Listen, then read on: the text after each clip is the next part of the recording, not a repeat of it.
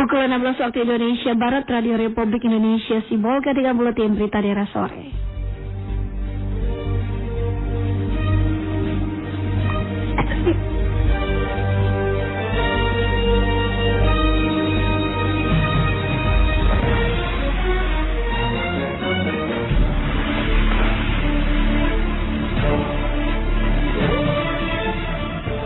Sejumlah berita informasi akan mengisi buletin berita daerah sore ini, di antaranya kondisi jalan semakin rusak. Dinas terkait diminta untuk melakukan perbaikan jalan lingkar Sibulan Pandan yang kini banyak berlubang.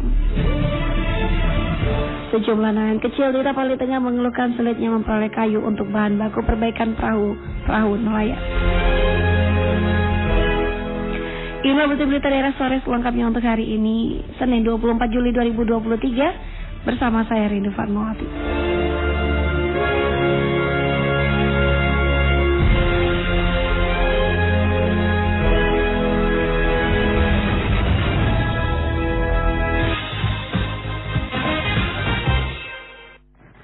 Kami awali berita yang pertama. Kondisi jalan semakin rusak. Dinas terkait diminta untuk melakukan perbaikan jalan lingkar Sibulan Pandan yang kini banyak berlubang. Sejumlah ruas jalan provinsi di Kabupaten Tapal Tengah kondisinya kini cukup memprihatinkan dan hingga saat ini belum ada penanganan serius dari stakeholder terkait. Seperti ruas jalan provinsi di Jalan Abdul Raja Simatupang hingga Jalan Baru Pandan, kondisi jalan kini berlubang dan berbatu sehingga mengganggu aktivitas warga. M. Pengabean, seorang pengendara yang melintas jalan tersebut, mengakui bahwa kondisi jalan itu menjadi penghambat aktivitas warga. Apalagi kini beberapa ruas jalan ada kondisinya yang rusak parah. Warga sangat terganggu dengan rusaknya jalan, aktivitas warga terhalang. Salah satunya bisa beberapa kali kami pernah lihat ada yang naik sepeda motor terjatuh dan luka. Juga ada keluhannya ya, akses jalannya harus bisa diperbaiki lah. Untuk itu Pengabean berharap dinas terkait agar segera melakukan perbaikan jalan raya tersebut. Terlebih jalan ring road Sibulan Pandan itu kini semakin banyak dilintasi warga setelah banyaknya perumahan dan perkantoran di daerah tersebut. James melaporkan.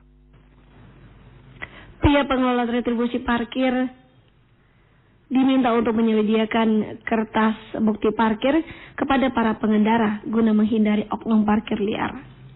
Pihak pengelola retribusi parkir diminta untuk menyediakan kertas bukti parkir kepada para pengendara guna menghindari oknum parkir liar. Permintaan itu disampaikan H. Siregar, salah seorang tokoh pemuda di Kota Sibolga, saat ditemui RRI di kawasan Jalan Suprapto, Kota Sibolga. Siregar mengatakan selain menghindari oknum parkir liar, tanda bukti pembayaran retribusi parkir yang menjadi pendapatan asli daerah itu dapat lebih jelas dan terperinci. Siregar juga menyebut jika bukti pembayaran retribusi parkir itu tidak disediakan, akan membuka peluang bagi oknum yang tidak bertanggung jawab melakukan praktek korupsi dari hasil retribusi parkir. Kalau umpamanya kalau nggak dikasihnya kartis nggak disobek, umpamanya 10 aja nyatakan, bukan bisa dia yang diapain, ini korupsi dia. Jadi lebih banyak kantong daripada ini jalan habis. Selanjutnya Siregar berharap pihak terkait pengelola retribusi parkir ke depan dapat lebih transparan guna meningkatkan kepercayaan warga pengguna jasa parkir pada pihak pengelola. Joy Sihotang melaporkan. Sejumlah nelayan kecil di Tapanuli Tengah mengeluh karena sulitnya memperoleh kayu untuk bahan baku perbaikan perahu-perahu nelayan. Sejumlah nelayan kecil di Tapanuli Tengah mengeluhkan sulitnya memperoleh kayu untuk bahan baku perbaikan perahu-perahu nelayan yang rusak termakan waktu. Akibatnya banyak nelayan kecil di daerah ini terpaksa membiarkan perahu milik mereka rusak dan nelayan berupaya beralih profesi sebagai buruh bangunan untuk menghidupi keluarga mereka. Setidaknya keluhan itu disampaikan Ingot Hutagalung, salah seorang nelayan di Kecamatan Tapian Nauli, Tapanuli Tengah, saat ditemui kemarin siang di Mela, Tapanuli Tengah. Menurut Ingot, sulitnya memperoleh bahan baku kayu bagi nelayan kecil dampak dari adanya aturan pengambilan kayu yang dikeluarkan oleh Dinas Kehutanan Provinsi Sumatera Utara. Sementara untuk membeli kayu atau bahan lainnya, Ingot mengatakan nelayan kurang mampu karena harganya yang tinggi. Kendalanya satu, kayu susah didapat. Memang kayu sudah langka di sini. Jadi mau yang bagaimana? Terpaksa yang ada ditebang. Kan begitu. Cuman kan tetap juga ada penangkapan, ada apa. Kalau nelayan bawa kayu bulat aja pun ditangkap untuk kayu api. Kami harapkanlah kalau ada pemerintah turun ke lapangan tanya nelayan itu. Selain itu, Inot juga mengaku nelayan kecil tak mampu berbuat banyak terkait aturan tersebut. Namun ia dan nelayan kecil lainnya berharap pemerintah daerah dapat memberikan solusi bagi nelayan untuk memperoleh bahan baku kayu guna perbaikan armada milik para nelayan tersebut. Denny Sihaan melaporkan.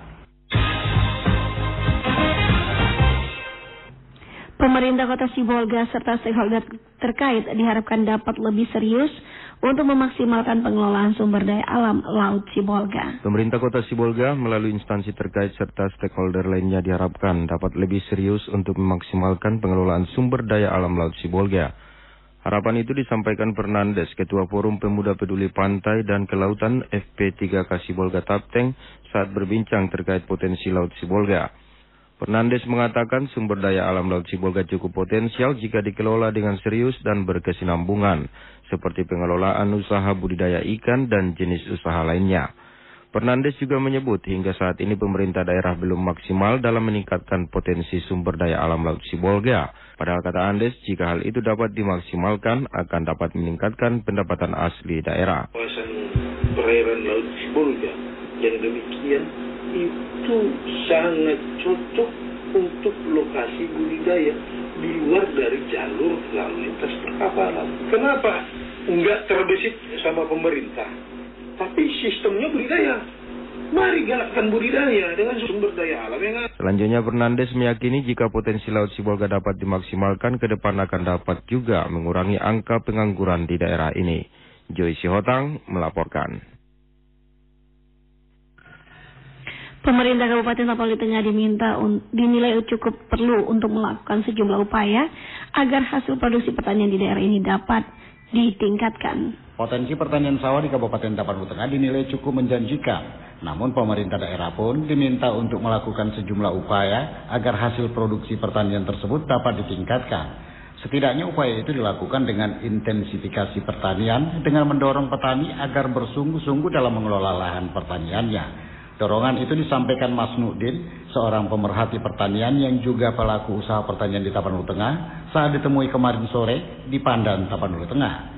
Kepada RRI, Mas Nudin mengatakan petani sawah di Tapanuli Tengah belum seluruhnya menerapkan pola-pola pertanian modern dan masih melakukan pertanian tradisional sehingga hasil produksi pertanian belum dapat maksimal. Pertanian terpadu, sawah sedikit, ada kebun, ada peternakan dan sebagainya. Harus ada pemetaan, tidak semua harus sawah, tapi harus kita bangun mana yang potensi sawah, mana yang kebun. Selain itu, Mas Nudin juga meminta pemerintah Kabupaten Tapanuli Tengah untuk menyelamatkan sejumlah lahan persawahan yang kini banyak beralih fungsi akibat derasnya arus usaha properti di Kabupaten Tapanuli Tengah.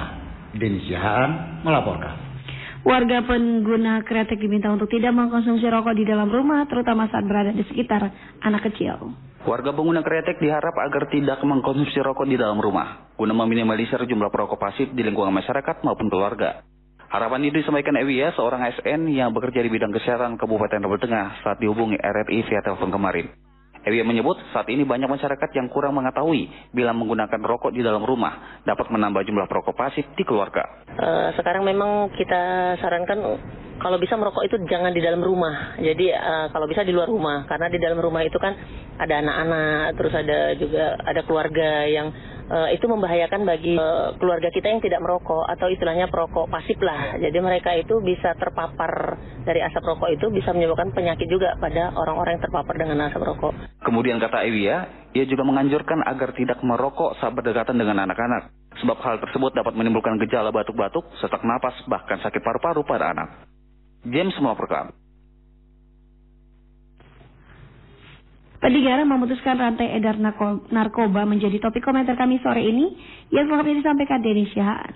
Pendengar, perang terhadap narkoba sepertinya akan menjadi perang yang tidak akan pernah berakhir. Dari hari ke hari, bulan ke bulan, atau dari tahun ke tahun, gejala penyalahgunaan narkoba bukan semakin menurun, melainkan justru semakin meningkat. Peningkatannya pun berlangsung bukan sekedar dalam deret hitung, melainkan dalam deret ukur yang secara eksponensial sangat mengerikan. Status darurat narkoba di negeri ini pun sudah dideklarasikan sejak tahun 1971 oleh Presiden kedua Republik Indonesia, Soeharto. Begitu pula dengan kota Sibolga. Di daerah ini, peredaran narkoba itu sangat mencemaskan. Hingga mantan Kapolres Sibolga AKBP Beni Remus Hutajulu pernah menyatakan kalau Sibolga darurat narkoba. Pernyataan itu pun diperkuat oleh wali kota Sibolga yang menyebut kota Sibolga berada di posisi garis merah dalam persoalan narkoba.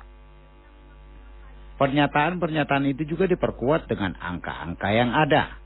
Hampir 60% dari jumlah penghuni lapas Sibolga merupakan pelaku-pelaku yang terjerat kasus narkoba. Dan ini sangat mengerikan. Jika kasus yang terungkap saja sudah sedemikian mengerikan, kita sudah tidak lagi mampu membayangkan seberapa ngerinya fakta yang masih belum terungkap atau yang masih bersembunyi di bawah puncak gunung es.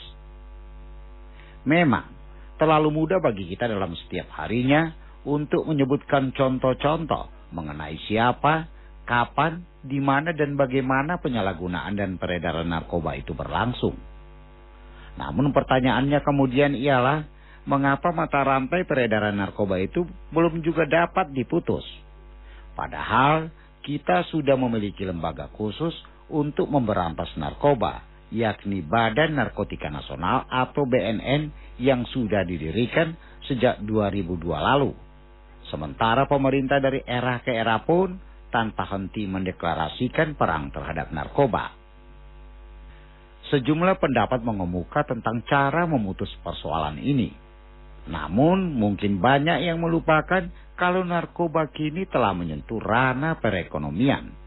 Yang dalam ranah ini akan berlaku pula hukum pasar. Ada penawaran dan ada permintaan. Inilah yang sepertinya menjadi persoalan hakiki untuk memutus mata rantai itu. Bila ini tidak dapat diputus, selama itu pula persoalan narkoba ini akan tetap eksis. Kini hampir separuh narapidana penghuni lapas berasal dari kasus narkoba. Artinya penjara penuh karena kasus narkoba. Dan penjara penuh tentu sama saja dengan membengkaknya anggaran yang harus disiapkan negara untuk memberi makan para penjahat narkoba. Belum lagi potensi kericuhan dan kerusuhan akibat penghuni lapas yang melebihi kapasitas. Kemudian ada pula pelaku kasus narkoba yang mungkin akan naik kelas. Dari sekedar coba-coba sebagai pemakai, kemudian meningkat dari pemakai menjadi pengedar. Dari pengedar akan menjadi bandar pula. Kemudian sudah menjadi rahasia umum kalau lembaga pemasyarakatan pun terindikasi menjadi pusat kendali peredaran narkoba. Itu artinya mempidana pengguna narkoba justru membuat permintaan narkoba bukannya menyusut, melainkan justru membubung. Oleh karena itu, rekomendasi kita atas persoalan ini ialah optimalkan rehabilitasi bagi pengguna narkoba dan maksimalkan hukuman bagi pengedar serta bandar narkoba. Kemudian cegah anak-anak bangsa menjadi pemakai narkoba dengan membuka peluang kerja dan usaha seluas-luasnya. Semua itu akan memutus mata rantai suplai peredaran narkoba yang ada di daerah ini, bahkan di negeri ini. Sekian komentar.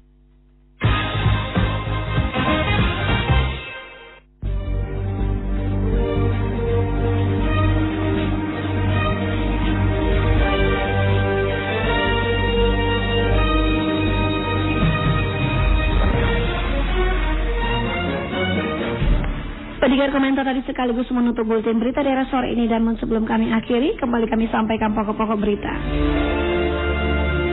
Kondisi jalan semakin rusak, dinas terkait diminta untuk melakukan perbaikan jalan lingkar Sibuluan Pandan yang kini banyak berlubang. Sejumlah nelayan kecil di Tapanuli Tengah mengeluhkan sulitnya memperoleh kayu untuk bahan baku perbaikan perahu-perahu nelayan. Mewakili kerabat kerja yang bertugas, saya Ridho Fatmawati mengucapkan selamat sore dan sekian bulletin berita daerah sore untuk saat ini.